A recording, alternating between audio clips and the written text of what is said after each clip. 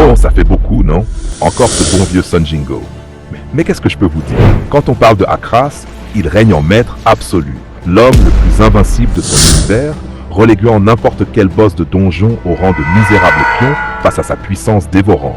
N'est-ce pas ce frisson primal que nous chassons tous? Ces déferlantes d'émotions, ces instants de pure extase et de triomphe absolu. Si c'est ton Graal, tu es au bon endroit. L'éclair jaune de Konoha, qui rappela à son élève rebelle qui était le vrai seigneur, et que nul n'était prêt à le détrôner. Cet animé englouti dans l'oubli, pourtant chargé d'un potentiel titanesque. Jujutsu no Mori, pourquoi nous as-tu trahis? Bref, vous l'avez compris. 5 Akras légendaires s'offrent à vous. Prenez une boisson, installez-vous, lâchez votre meilleur like et abonnez-vous pour me soutenir. Proposez-moi d'autres scènes en commentaire. Sun Jingo contre les orques.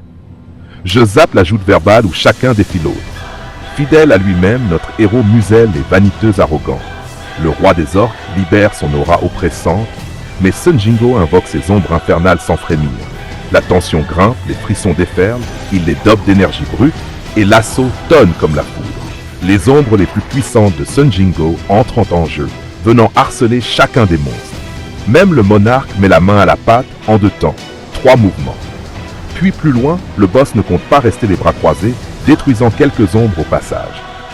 Sun Jingo les fait renaître avant d'être repoussé par celui-ci, qui abattra toute sa magie cataclysmique sur ce dernier.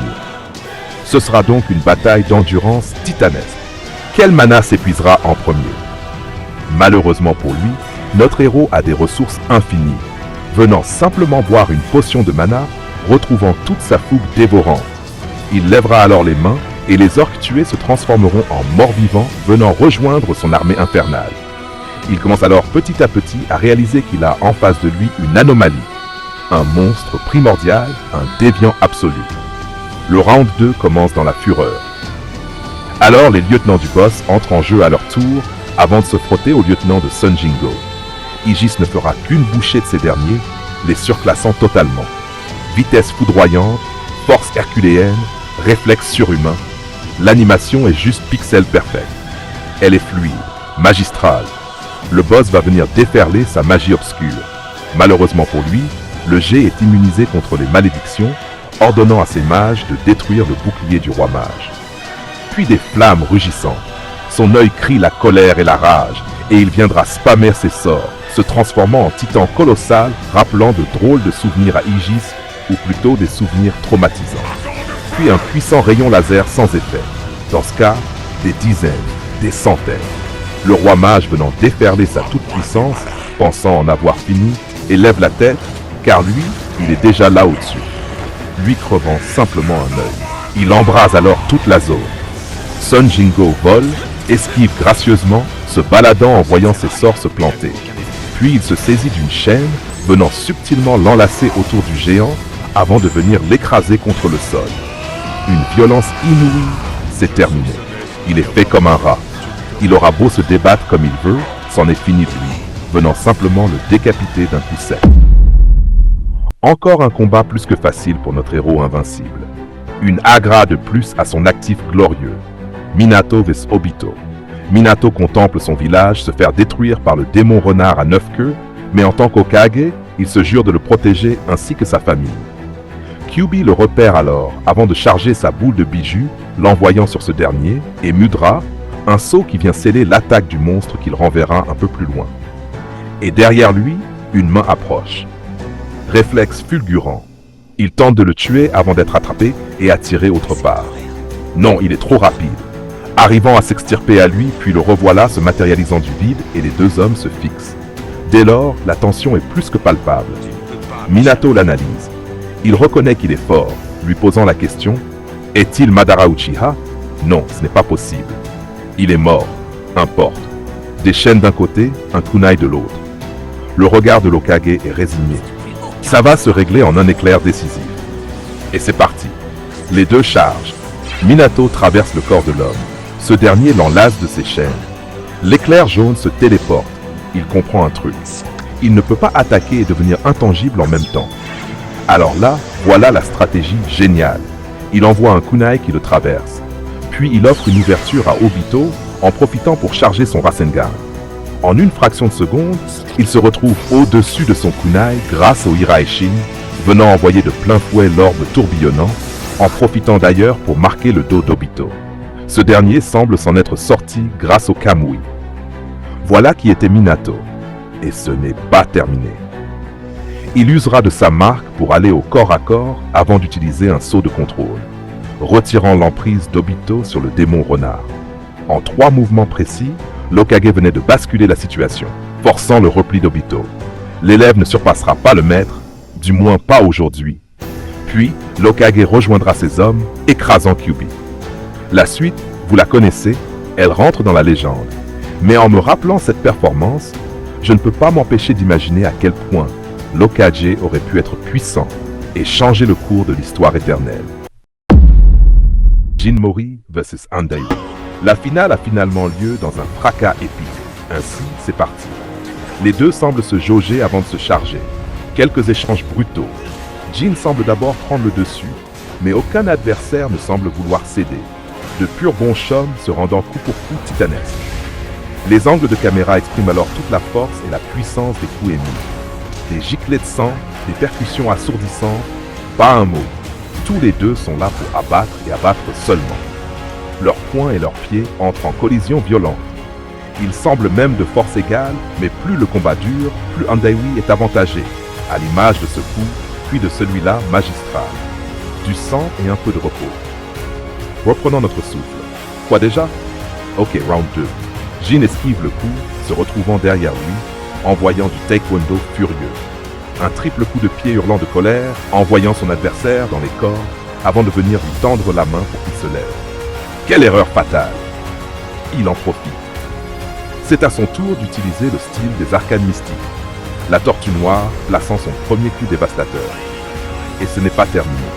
La seconde posture qui assaille toujours plus Jin, puis le tigre blanc venant enchaîner de coups notre héros.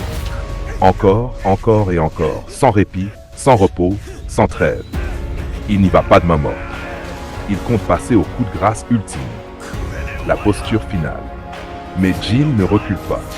Alors il fait face au dragon d'azur, levant sa jambe, créant une puissante onde de choc, se stoppant net devant son visage, prenant le contre-coup. Le voilà au sol et le décompte est lancé. Il se relève pile avant la fin du décompte, puis des flashbacks et un Handaiwi s'écroule à son tour. Tout le monde est stupéfait et il se relève également. Le match reprend. Alors Jin n'en démord pas, restant dans le combat, utilisant les dernières forces qui lui restent. Handaiwi reste seulement sur la défense. Il semble avoir perdu toute envie de se battre, encaissant les coups de Jin avant d'avoir un sursaut d'orgueil épaulé par son ami. Les deux combattants dansent, flottent, s'affolent. Le parti pris de l'animation pour ce grand final est sublime.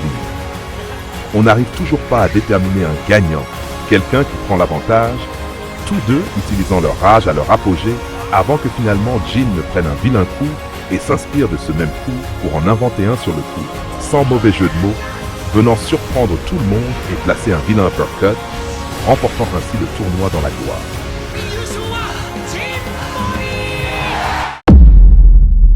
Lancelot vs Arthur. Lancelot versus Arthur. Les deux se font face. Il va lui ouvrir les yeux, lui qui est égaré.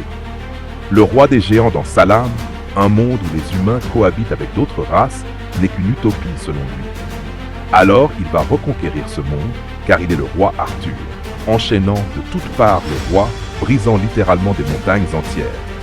La marque des ténèbres fait son apparition. Le dragon n'est pas à sous-estimer. Calme et précis, puis le voilà flottant dans les airs. Il compte en finir en voyant sa lame se frotter à Meliodas. Mais quoi? Elle est brisée. Plus loin, il la tient dans ses mains. Oui, le voilà. C'est bien lui, un autre cavalier de l'Apocalypse. Lancelot levant sa main, faisant simplement saigner le roi. Il le surclasse, trop rapide, trop fort. Il ferait mieux de prendre le combat au sérieux, venant trancher un bâtiment d'un seul coup avec sa lame du chaos. Et dans ce laps de temps, il lui a littéralement arraché 2 dents, attisant la curiosité d'Arthur. Alors c'est reparti. Lancelot esquive chacun des coups d'Arthur avant de le piétiner au sol. Non, c'est grave. L'Agra l'a mis à mal. Il le ridiculise totalement. Puis il se saisit d'une lame venant embrocher le roi Arthur. Le combat ne va que dans un sens, brisant une épée par sa seule force brute. avant d'être surpris, envoyé au sol. Méliodas tente d'intervenir en vain. Le chaos prend peu à peu le contrôle du roi avant qu'il ne se relève. Il ne faisait que s'échauffer, se mettant en garde là, mais il se rend interrompu par un immense navire dans le ciel. Arthur était demandé un peu plus loin. Lancelot, lui, n'en a que faire, venant perforer le torse du roi avec sa seule main, qui sent un sourire carnassier. Ce n'est qu'un au revoir. Il disparaît. Mais on n'oubliera pas que tu as pris une agra, mon gars. Igan versus Zai. Pas de chichi, pas de blabla. En un instant, ça explose. Que du taijutsu, que du combat à main nue, pieds nus, torse nu. Igan semble dans un premier temps dominer la confrontation avant que la tendance ne change. C'est Zai qui prend le dessus désormais. Les angles de caméra, à l'image du combat de The God of High School, sont parfaits pour ce genre de séquence. Ça va tellement vite que je n'ai pas le temps de commenter. Les voilà déjà au sol, chacun ne semblant pas vouloir en démordre. Puis déboule une incantation mystique, et voilà la foule. Aussi rapide que l'éclair, il enchaîne de toutes parts notre héros, ne lui laissant aucun répit, aucune opportunité, se jouant de lui comme une vulgaire serpillière. Igan viendra à son tour formuler des mots ancestraux. Le temps s'arrête net. Son art secret, la sérénité absolue. On passe du bleu au rouge. Il le voit, il le lit. Dans sa zone, on ne peut plus le prendre à revers. Ses sens sont des plus aiguisés. Non, bien plus que cela. Il est serein comme un dieu. Zai utilisera un katana et même ainsi, il n'y arrive pas. Igan lui brise son masque, tiltant alors, lui se remémorant ses traumatismes enfouis. Igan passe clairement sur la défensive. Zai lui fond dessus comme un prédateur. Il ne peut s'en prendre qu'à lui-même. Il savait qu'en s'exilant, il serait chassé. Igan tente de raisonner son ancien camarade, utilisant d'abord des mots puis des coups, et cela semble vain, car lui aussi en a des choses à lui reprocher. Il croyait avoir des amis, mais il a trahi. Rien de mieux que le langage des poings pour exprimer ses sentiments avant qu'il ne voie ce symbole, ce même qui les a liés par le passé. Le doute? Non. Le doute n'a pas lieu d'être, transperçant son ami et ne s'arrêtera pas tant que l'organisation des shinobi existe. Il va lui prouver qu'il a raison en 2-3 coups fulgurants, envoyant son ami dans le décor, mettant ainsi un terme au combat, prouvant que depuis le départ, il n'y allait pas à fond. Bon voilà, nouvel épisode avec pas mal de vos suggestions. N'hésite pas à m'en faire d'autres en commentaire, ça m'aide beaucoup. Dis-moi aussi ta scène préférée du jour. Perso, c'est, j'imagine comme beaucoup d'entre vous, celle de mon roi, Sun Jingo. L'écriture et le montage m'ont pris pas mal de temps aussi. Du coup, n'hésite pas à t'abonner, à liker pour ne